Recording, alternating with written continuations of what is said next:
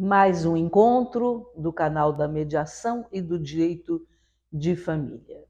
Hoje trazemos um tema que é uma homenagem à emenda constitucional 66 do ano de 2010. Portanto, estamos comemorando 14 anos desta emenda, que é um marco civilizatório no direito de família, um grande progresso. Nós transformamos a lei do divórcio, que era com muitas restrições, em uma lei aberta.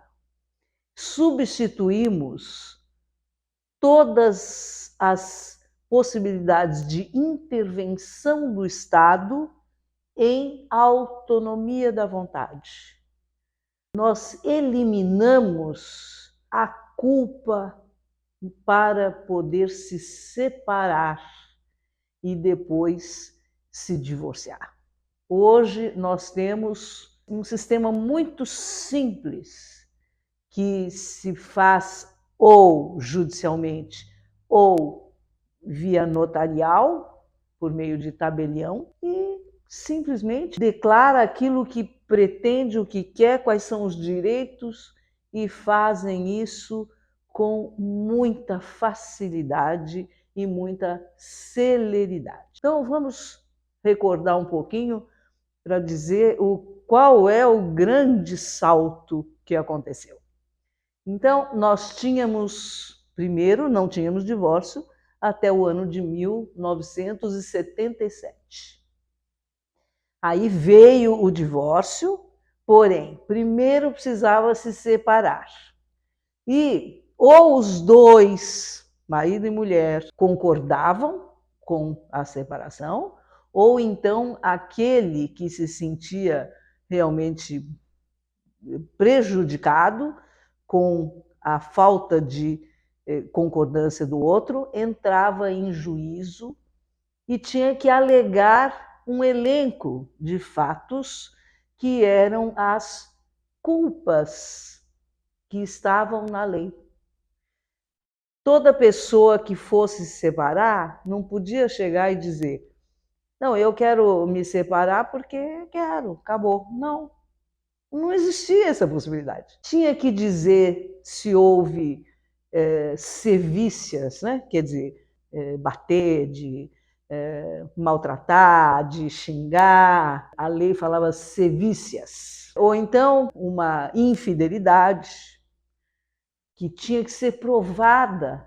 E era a coisa mais difícil do mundo, provar que houve um adultério do outro. Então, esses processos demoravam muito, era um desgaste muito grande e um gasto financeiro também muito grande, porque tinha que sustentar um processo durante, às vezes, anos. Quando veio essa emenda constitucional, há 14 anos atrás, veio dizendo assim: o divórcio poderá ser requerido sem falar quanto tempo de casado, nem porque uma coisa fantástica. Para quem viveu essa advocacia durante muitas décadas, né, no sistema da culpa, né, quando nós saltamos para esse novo sistema, né, muito mais liberal, muito menos intervencionista, né, do Estado na vida privada,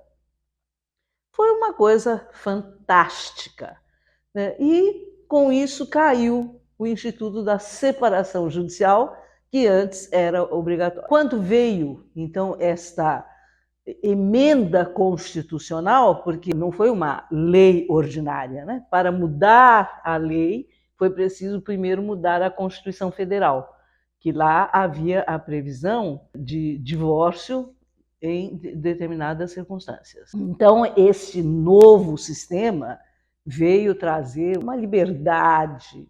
Eu costumava dizer para os alunos, logo que veio a novidade, foi: agora uma pessoa pode se casar de manhã e se divorciar à tarde.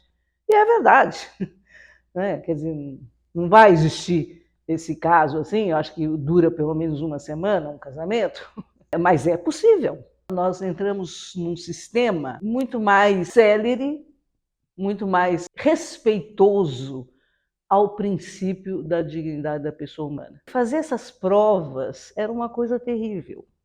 Eu me lembro que um pouco antes dessa emenda constitucional ser aprovada, eu entrei com uma ação, logicamente já havia toda uma produção doutrinária, isso foi um longo caminho que foi percorrido para poder chegar nesse ponto, e eu entrei com uma separação judicial, né, ainda era obrigatório, dizendo que a pessoa não queria mais, né, por uma questão de foro íntimo. Ela não queria mais permanecer casada. Aí a juíza despachou, dizendo, emende a inicial, quer dizer, eu tive que mudar o meu pedido, detalhando o motivo da separação. E eu insisti em dizer assim, o motivo da separação é que acabou o amor, acabou a motivação para que essas duas pessoas continuem casados. E este homem não queria de jeito nenhum dar o divórcio, porque ela, na verdade, estava saindo de uma relação tóxica, né? De uma pessoa extremamente alcoólica, e que ela chegou num ponto que ela falou, basta, não quero mais viver nessa relação. Mas isso não era motivo. Eu fui insistindo com essa juíza e até falei para a cliente, né? Vamos desistir desse pedido, desse processo? A gente espera um pouquinho e entra de novo. Aí foi aprovada a emenda constitucional.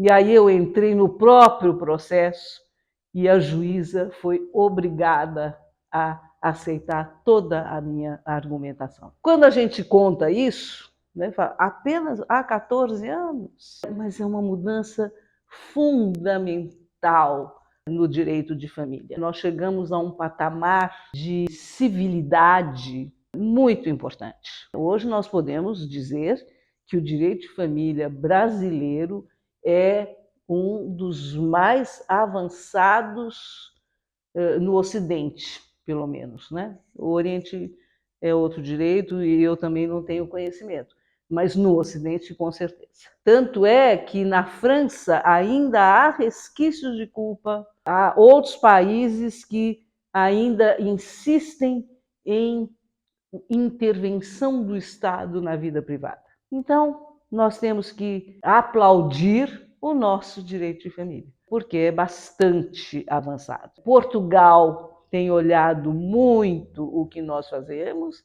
tem convidado muitos brasileiros para irem participar de bancas de mestrado e doutorado nas universidades portuguesas, porque os alunos estão trazendo esses novos temas e eles não têm lá pessoas qualificadas para poder fazer a arguição desses trabalhos científicos. Com isso, nós acabamos realmente entrando num patamar de muita prosperidade. Até hoje, né, às vezes vem alguém e fala, eu quero me separar porque ele fez isso, fez aquilo. Eu falo, mas olha, isso aí nada vale, né?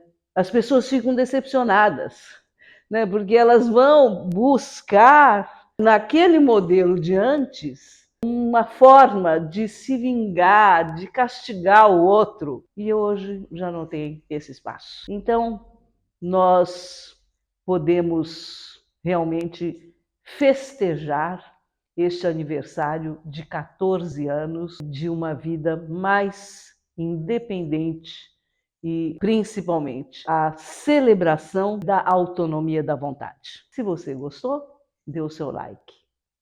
Até a próxima quarta-feira.